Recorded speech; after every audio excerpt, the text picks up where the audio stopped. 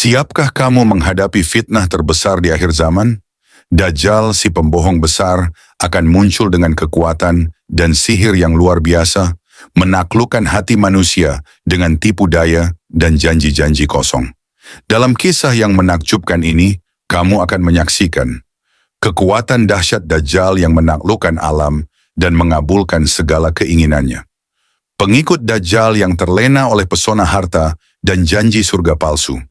Keteguhan iman seorang pemuda yang berani menantang Dajjal dan membuktikan kebenaran Islam. Trik Dajjal yang licik dengan sungai api dan air yang sebenarnya terbalik. Semua disajikan berdasarkan Al-Quran, hadits, dan pendapat para ulama.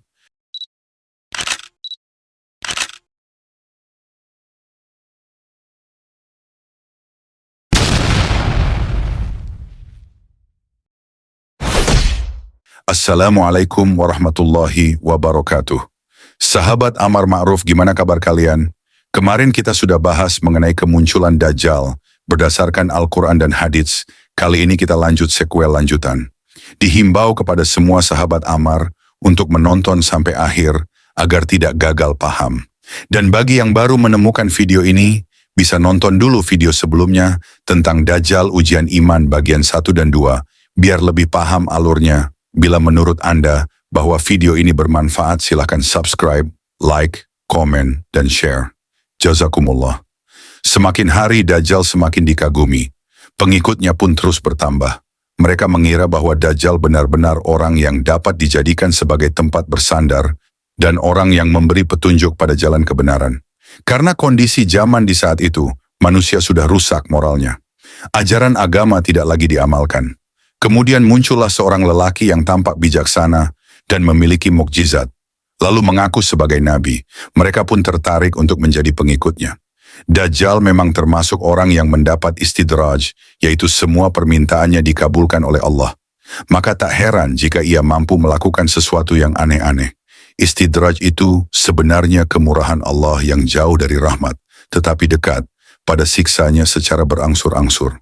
Dalam kata lain, Allah mengabulkan permintaan dan keinginannya, namun disertai dengan ancaman dan siksa.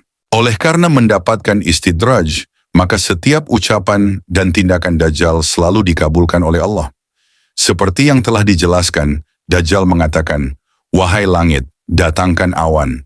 Maka dalam sekejap awan berarah datang dari segala penjuru. Kemudian Dajjal berkata lagi, "Wahai awan, turunkan hujan."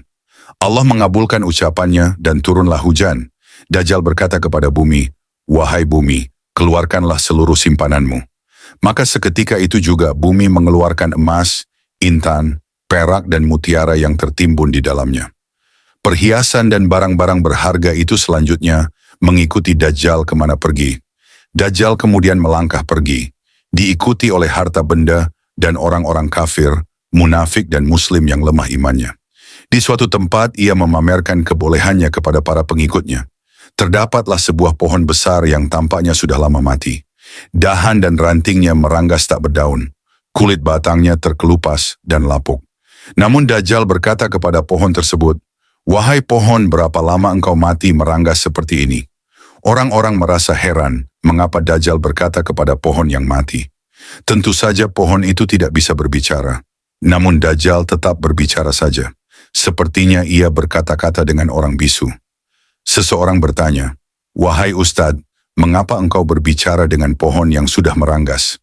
Apakah ia bisa menjawab, sedangkan kami tak mendengar ia menjawab pertanyaanmu? Dajjal tertawa terbahak-bahak.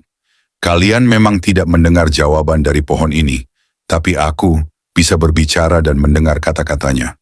Apa yang dia katakan? Dia mengaku telah beberapa tahun mati dan kering. Ia memohon agar aku menghidupkannya. "Apa mungkin? Lihat saja, apa yang ku kehendaki pasti terjadi," ujar Dajjal kepada mereka. Orang-orang menunggu apa yang diperbuat Dajjal.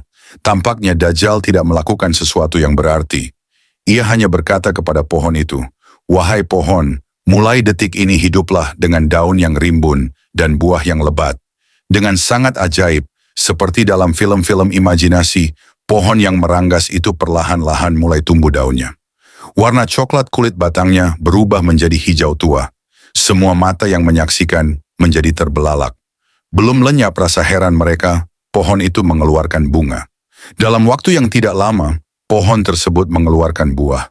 Sungguh sangat ajaib, buah itu terus membesar dan ranum, lalu masak dan jatuh dari tangkainya. Pengikut Dajjal tinggal memunguti dan menikmati buah itu. Di saat orang-orang menikmati buah-buahan masak, Dajjal kembali berkata, "Wahai orang-orang yang mengikutiku, bagaimana sekarang? Engkau telah menyaksikan sendiri, semua makhluk yang ada di muka bumi ini tunduk kepadaku. Apakah kau semakin yakin kepadaku?" "Ya, kami semakin yakin," teriak mereka serentak. "Kalau demikian aku akan pergi. Siapa yang ikut silakan. Bagi yang tetap tinggal di tempat ini juga silakan.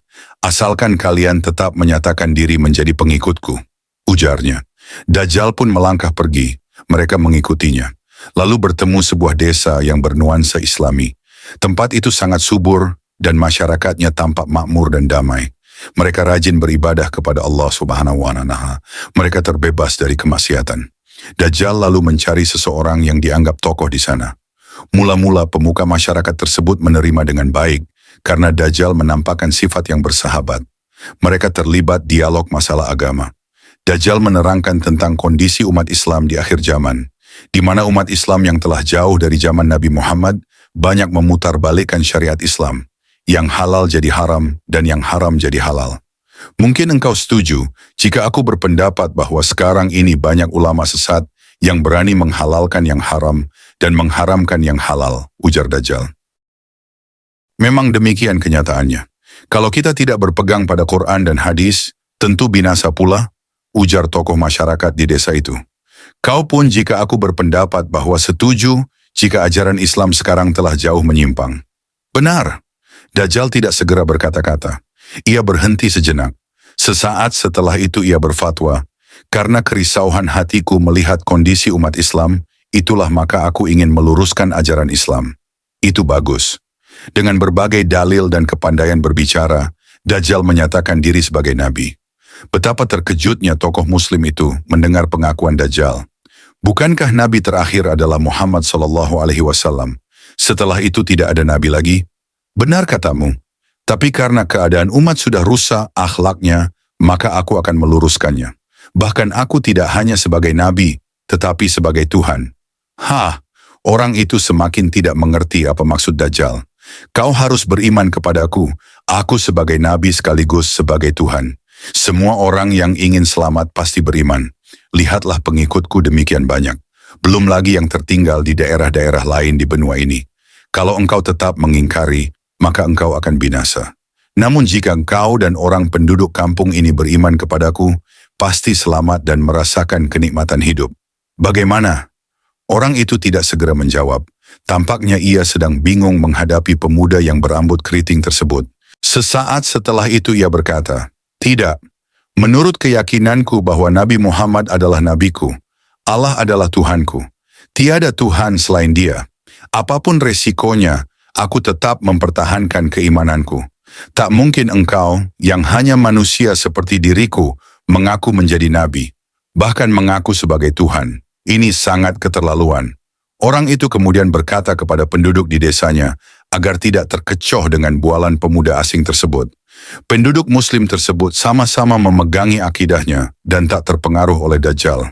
Melihat yang demikian itu, Dajjal berkata dengan lantang, "Wahai umat manusia, saksikanlah, semenjak sekarang ini, aku adalah Tuhanmu dan Tuhan sekalian alam. Barang siapa yang ingkar kepadaku, maka dia pasti celaka. Biarlah orang penduduk desa ini tidak beriman kepadaku, tetapi tunggu akibatnya." Demikian Dajjal mengancam.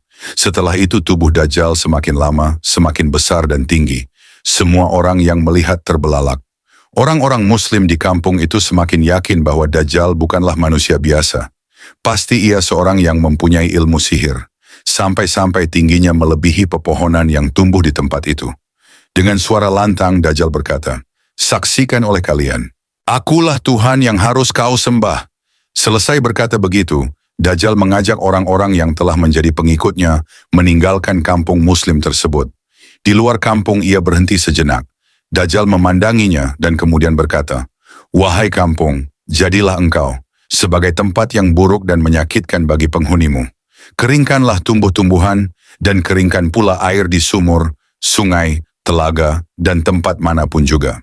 Sungguh sangat ajaib, seluruh tempat air di dusun itu mendadak kering. Sumur-sumur tak lagi mengeluarkan sumbernya. Pepohonan kering meranggas. Udara tiba-tiba menjadi panas. Orang-orang Muslim penduduk setempat merasa tersiksa menghadapi keadaan seperti itu. Banyak di antara mereka yang jatuh sakit dan akhirnya meninggal dunia. Tidak hanya itu, keesokan harinya, penduduk kampung itu terkejut karena harta kekayaan. Mereka tiba-tiba lenyap. Dajjal yang tubuhnya menjadi monster, itu bisa dilihat meskipun seseorang berada di tempat yang jauh. Tubuhnya lebih tinggi dari pepohonan. Sampai-sampai jika ia menyeberang selat, permukaan laut hanya sepinggangnya saja. Setiap singgah di suatu negeri, Dajjal selalu menyatakan, jika dirinya adalah Tuhan.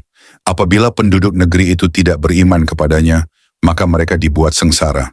Bagi yang takut sengsara, mereka memilih bergabung menjadi pengikut si rambut keriting itu. Dajjal membawa surga dan neraka. Para pengikut Dajjal tidak henti-hentinya ikut berdakwah dan mengajak orang-orang Muslim, munafik, Yahudi dan Nasrani untuk menyembah si rambut keriting yang sekarang sudah menjadi raksasa itu. Kebanyakan para Muslim munafik, Muslim yang lemah ilmu dan imannya, orang Yahudi dan Nasrani begitu mudah mempercayainya. Namun tidak demikian bagi orang-orang yang tetap berpegang teguh pada akidah dan punya pendirian kuat terhadap Quran dan hadis. Mereka menolak jika diajak mempertuhankan Dajjal. Tersebutlah seorang pemuda beriman. Secara kebetulan ia bertemu dengan para pengikut Dajjal. Wahai saudara, aku mendengar ada seorang bertubuh raksasa, berambut keriting dan sebelah matanya buta. Dia mengaku sebagai Tuhan, namanya Dajjal. Apakah kalian mengetahuinya? Tanya pemuda mukmin itu. Ya, kami tahu, karena kami adalah umat dan hambanya. Dia Dajjal Tuhan kami, ujar mereka. Untuk apakah kalian menanyakan Tuhan kami? Apakah engkau menyatakan beriman kepadanya? Tanya yang lain. Oh tidak, aku ini orang mukmin. Aku hanya menyembah Allah saja. Nabiku adalah Muhammad. Kitabku Al-Quran dan Al-Hadis. Jika ada makhluk yang mengaku sebagai Tuhan, maka aku tak akan tinggal diam. Aku akan melawannya, ujar pemuda mukmin itu. Jaga mulutmu, jangan kau ulangi menghina Tuhanku Dajjal. Aku telah bertekad untuk menemuinya. Tolong tunjukkan, di mana dia sekarang? Pengikut Dajjal mengerumuni pemuda mukmin. Mereka tidak terima Tuhannya dihina seperti itu. Sebagian mereka hendak membunuh pemuda mukmin, namun yang lain mencegahnya. Reka, diri, kita bunuh saja orang ini, teriak salah satu di antara mereka, habisi nyawanya. Demikian yang lain menimpali. Jangan, sebagian mencegahnya. Jangan bertindak sendirian. Mengapa? Apakah kau ingin membela pemuda ingkar ini? Aku tidak membelanya. Justru aku juga tersinggung. Tetapi apakah kalian tidak ingat pesan Tuhan kita? Dajjal. Bukankah Tuhan kita melarang kalian untuk membunuh seseorang tanpa dia ada di sini? Ujar orang tersebut. Mereka pun mengurungkan niatnya untuk membunuh pemuda mukmin. Jika demikian, bagaimana pendapatmu? Tanya mereka. Sebaiknya pemuda ini kita tangkap dan kita serahkan kepada Tuhan kita. Dajjal, ujarnya. Maka pemuda mukmin itu ditangkap dan diikat kedua tangannya ke belakang. Lalu mereka ramai-ramai menyeret ke hadapan Dajjal. Ketika sampai di hadapan Dajjal, pemuda itu benar-benar yakin makhluk yang ada di depannya itu pernah digambarkan dalam hadis Rasulullah SAW. Ciri-cirinya persis seperti yang disabdakan Rasulullah SAW. Ia kemudian berkata kepada orang-orang, "Wahai kalian semua, makhluk ini adalah pembohong besar, sebagaimana yang pernah diceritakan oleh Rasulullah dalam sebuah hadis. Sadarlah, kalian akan ditipu dan dijerumuskan ke jurang kesengsaraan. Jangan ikuti dia." Namun para pengikut Dajjal tidak menghiraukan ocehan pemuda itu, sebab mereka telah terlanjur beriman kepada Dajjal. Sedangkan Dajjal sendiri tertawa terbahak-bahak mendengar teriakan pemuda mukmin. Mereka telah beriman kepadaku, dan kau pun harus beriman pula bahwa aku adalah Tuhan sekalian alam, ujar Dajjal. Tidak, aku tetap berpegang teguh pada agama Islam yang benar. Aku tahu dirimu adalah Dajjal si pembohong besar. Aku pernah mempelajari hadis syahih bahwa Rasulullah pernah bersabda, kelak di akhir zaman akan muncul pembohong besar. Aku yakin dirimulah Dajjal, si pembohong besar itu. ujar pemuda itu. Jadi kau tak mau beriman? Tidak. Aku beri kesempatan sekali lagi. Jika kau mau menyembahku, maka aku akan memberimu kenikmatan, sebagaimana yang dirasakan oleh pengikutku. Jika kau menolak, maka dirimu akan binasa. Dirimu akan berada dalam penderitaan, sebab aku bisa berbuat apa saja sekehendakku. Pemuda itu tetap teguh pendirian. Dajjal memerintahkan salah seorang dari pengikutnya untuk menyiksa pemuda tersebut. Siksalah dia, teriak Dajjal. Pemuda mukmin itu pun disiksa dengan sadis sekali. Lalu Dajjal bertanya, apakah kau masih belum menyerah? Buat apa aku menyerah dan beriman kepada si pembohong besar di akhir zaman ini? Ujarnya tak gentar sedikit pun. Dajjal menyuruh pengikutnya agar membelah tubuh pemuda itu. Pengikutnya menggergaji tubuh pemuda tersebut mulai dari pangkal paha, sehingga terbelah menjadi dua. Dajjal tertawa, terbahak-bahak. Ia melangkah mengitari tubuh tersebut dan berkata, bangkitlah. Seketika itu pemuda tersebut bangkit dan tubuhnya utuh seperti sedia kala. Dajjal bertanya, apakah kau masih belum beriman kepadaku? Aku semakin yakin bahwa dirimu adalah Dajjal, seperti yang diceritakan dalam hadis. Jawab pemuda itu, dasar kepala batu. Ujar Dajjal lalu memegang tubuh pemuda itu dan bermaksud memenggal lehernya.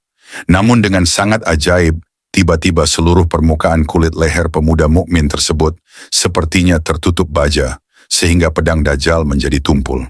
Pemuda itu berkata, wahai sekalian manusia, setelah aku ini, Dajjal tak lagi menyiksa orang lain. Dajjal merasa jengkel. Ia kemudian melempar tubuh pemuda tersebut ke dalam neraka yang diciptakannya. Semua orang memandang dengan menahan napas. Mereka menyangka pemuda itu terjerumus ke neraka dan menderita selama-lamanya. Padahal sesungguhnya neraka Dajjal hanyalah sihir belaka.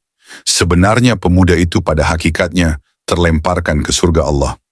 Kisah tersebut sebagaimana diterangkan dalam hadis dari Abu Sa'id al-Khudri, radhiyallahu anhu.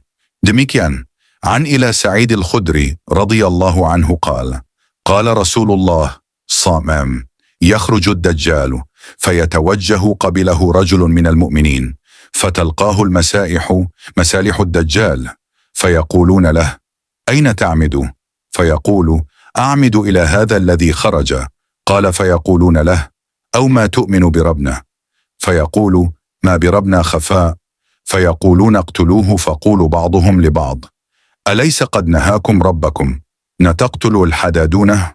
صم. قال فينطلقون به إلى الدجال، فإذا رآه المؤمن قال يا أيها الناس هذا الدجال الذي ذكر رسول الله.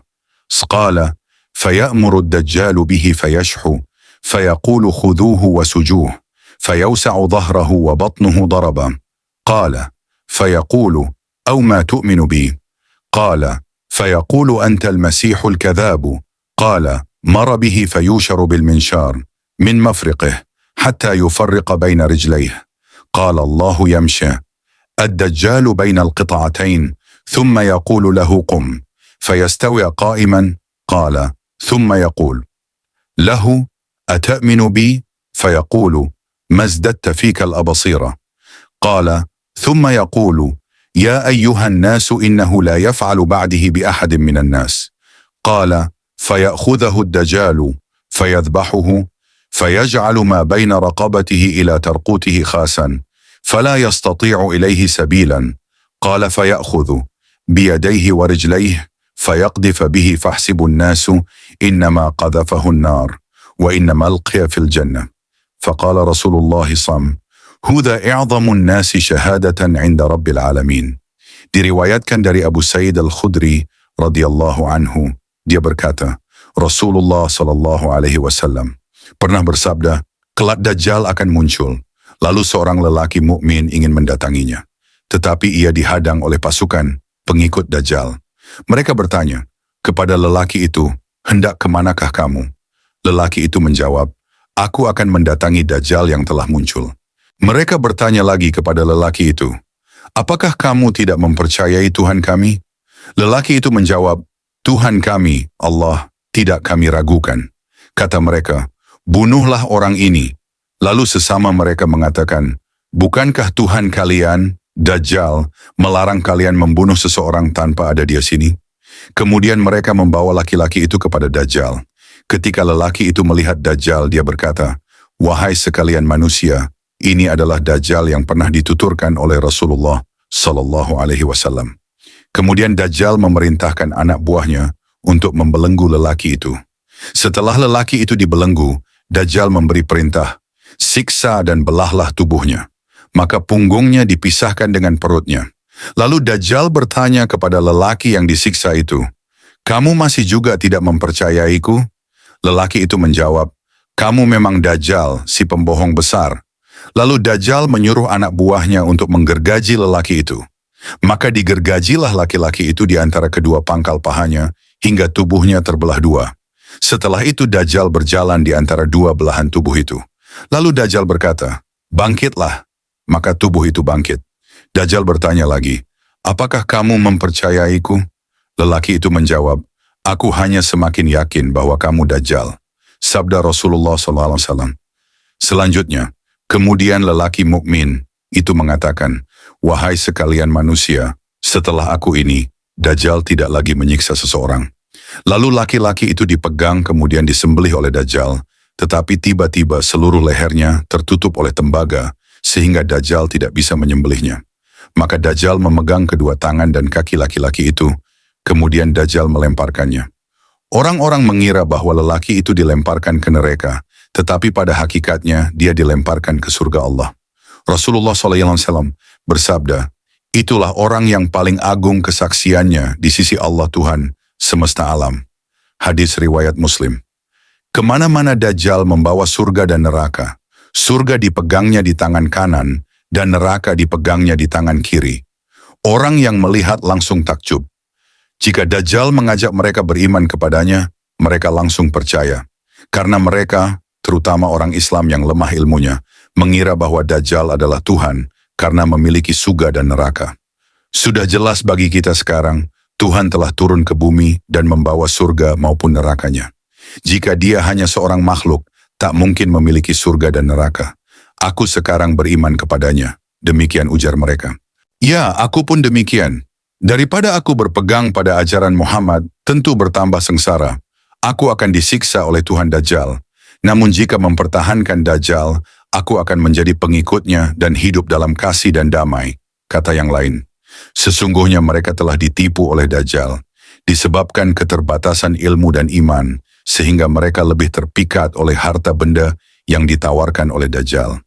Mereka tidak sadar sebenarnya neraka dan surga yang dipamerkan Dajjal hanyalah tipuan atau sihir belaka. Padahal neraka hasil sihir Dajjal itu sesungguhnya adalah surga bagi orang beriman. Sedangkan surga-surga Dajjal adalah neraka bagi orang beriman. An Hudzaifah radhiyallahu anhu qala, qala Rasulullah SAW, "Ad-Dajjalu a'wuru sam, العين اليسرى جفاك الشعر معه جنة ونار فناره جنة وجنته نار." Diriwayatkan dari Hudzaifah radhiyallahu anhu, dia berkata, mata Dajjal yang kiri buta, rambutnya lebat, dengan membawa surga dan neraka. Nerakanya adalah surga Allah dan surganya adalah neraka Allah. Hadis riwayat Muslim. Sungai api buatan Dajjal. Keadaan zaman di saat itu penuh dengan fitnah. Hal itu dirasakan oleh orang-orang beriman yang tetap berpegang pada Al-Quran dan Al-Hadis. Mereka tinggal sedikit, sementara orang yang mengaku Muslim tetapi tidak melaksanakan ajaran Rasulullah secara benar begitu banyak. Mereka bagaikan buih di lautan, yang sedikit itu semakin terjepit, bahkan seringkali dizalimi oleh orang Muslim sendiri yang jumlahnya bagaikan buih di lautan itu. Golongan Muslim yang telah menyimpang dari ajaran Rasulullah itu mencampur adukkan syariat Islam dengan budaya atau dengan agama Yahudi. Mereka tidak punya pendirian sehingga mudah mengikuti arus. Di mana menguntungkan, di situ mereka condong. Mereka tidak lagi mempersoalkan halal dan haram, yang penting mendapatkan keuntungan dan kesenangan duniawi. Surga dan neraka bukanlah merupakan sesuatu yang penting. Itulah keadaan umat di akhir zaman. Orang-orang semacam ini beribadah hanya karena ingin mendapat pujian, mendapat kedudukan di mata masyarakat, atau mereka menjual agamanya demi kepentingan politik. Mereka akan bangga jika memiliki kelompok yang jumlahnya cukup besar, lalu menzalimi kelompok Muslim yang kecil dan lemah. Mereka membenci sesama Muslim yang tetap berpegang teguh pada ajaran Rasulullah dan Islam yang murni. Kelompok yang sedikit dan yang murni agamanya dituduh sebagai orang yang beraliran keras atau radikal. Mereka memang pandai dan rajin membaca Al-Quran, tetapi cara membacanya bagaikan orang meminum air. Artinya Al-Quran dibaca dengan cepat dan tidak memperdulikan tanda bacaannya, panjang pendek dan makhrajnya. Mereka tak mau lagi mempelajari terjemah atau tafsir dari Al-Quran itu. Ibadah yang bersifat ritual dijadikan sebagai sarana hura-hura dan pengerahan massa. Masjid mereka besar tetapi sepi dari jamaah. Mereka membangunnya hanya untuk bermegah-megahan. Cara mereka mencari harta pun tidak mempedulikan riba atau haram. Ketika muncul Dajjal dan melewati negeri mereka, maka orang-orang yang demikian itu mudah sekali terkecoh. Mereka melepaskan keimanan dan Islamnya, lalu bergabung dengan pengikut si pembohong besar itu. Mengapa mereka mudah tertipu oleh Dajjal? Karena mereka tidak mendalami ilmu agama Islam. Agama yang mereka lakukan sebatas kulitnya saja. Sedangkan akhlak dan perilakunya sehari-hari jauh dari harapan Rasulullah Sallallahu Alaihi Wasallam. Akidahnya pun telah tercemar dengan keyakinan-keyakinan di luar tauhid kepada Allah. Oleh karena itu ketika mereka bertemu Dajjal dan mendengar celotehnya, maka mereka langsung beriman kepada si rambut keriting itu. Apalagi Dajjal pada saat itu kemana-mana menampakkan dua sungai yang berbeda. Ada dua sungai hasil sihir Dajjal, yang pertama berisi air jernih dan lainnya berisi api. Dajjal berkata kepada orang-orang di suatu negeri, "Wahai sekalian manusia, sembahlah aku sebagai Tuhanmu. Jika kau beriman kepadaku, maka aku akan memberikan kepada kalian sungai yang airnya mengalir jernih. Namun jika kalian membangkang, aku akan melemparmu ke sungai api." Orang-orang yang lemah iman dan ilmunya, mereka yang beragama Nasrani dan Yahudi, serta mereka yang munafik tentu saja tertarik dengan sungai jernih daripada sungai api. Mereka menyatakan diri menjadi pengikut Dajjal, sedangkan orang-orang yang tetap teguh pendirian dan terpelihara imannya tidak terpengaruh oleh ajakan Dajjal. Mereka yakin bahwa Dajjal hanyalah perusak agama manusia di akhir zaman. Barang siapa mengikuti Dajjal, tentu kelak akan celaka. Karena itu, apapun resikonya, mereka tetap berpegangan pada dua kalimat syahadat. Orang-orang yang tetap berpegang pada ajaran Rasulullah dan tetap menyembah Allah sebagai Tuhan, mereka hanyalah sedikit. Mereka kemudian ditangkap oleh orang-orang kafir dan diserahkan kepada Dajjal. Dajjal lalu melemparkannya ke sungai api-api. Dajjal berkata kepada pengikutnya, "Itulah contohnya orang-orang yang tidak beriman kepadaku. Apakah kalian ingin bernasib seperti mereka?" "Tidak, kami beriman kepadamu karena ingin mendapatkan keselamatan dan kenikmatan," jawab mereka. Pada sesungguhnya sungai api yang dilihat oleh orang kafir, orang munafik dan pengikut Dajjal itu, pada hakikatnya adalah sungai yang berisi air jernih, dingin dan menyelamatkan. Sedangkan sungai yang berisi air itu adalah tempat yang justru mencelakakan. Itulah sihir yang menipu pandangan mata mereka. Tentang sungai yang dibawa Dajjal, sebagaimana diterangkan dalam hadis berikut ini, An Hudzaifah radhiyallahu anhu, qala Rasulullah SAW, "Li'ana a'lamu bima ma'ad Dajjal minhu ma'ahu nahrani, yajriyani ahaduhuma ral'aini ma ibyadu, wal akharu rada al-'aini nara najijuh, فيما أدركه أحد فليات النهر الذي يراه نارا ولا يغمض ثم ليطاط راسه فيشرب منه فإنه ما بارد وإن الدجال ممسوح العين عليها ظفرة غليظة مكتوب بين عينيه كافر يقرأه كل مؤمن كاتب وغير كاتب." Diriwayatkan dari Hudzaifah radhiyallahu anhu, dia berkata, Rasulullah shallallahu alaihi wasallam pernah bersabda, "Sesungguhnya aku lebih tahu tentang ciri-ciri Dajjal daripada dia sendiri. Dia membawa dua sungai yang mengalir. Yang satu tampak berair bening dan yang lain tampak berisi api yang menyala-nyala. Barang siapa yang menemuinya, maka dekatilah sungainya yang tampak berisi api, lalu pejamkan mata dan tundukkan kepala, kemudian minumlah dari sungai itu. Karena pada hakikatnya sungai tersebut berisi air yang dingin. Sesungguhnya mata Dajjal tertutup oleh selaput kulit keras, dan di antara kedua matanya tertulis kafir, yang tulisan itu bisa dibaca oleh setiap mukmin, baik yang mengerti tulisan maupun yang tidak mengerti tulisan." Hadis riwayat Bukhari dan Muslim. Begitulah ketika Dajjal telah mengaku sebagai Tuhan dan menyuruh manusia menyembahnya, maka tubuhnya menjadi raksasa.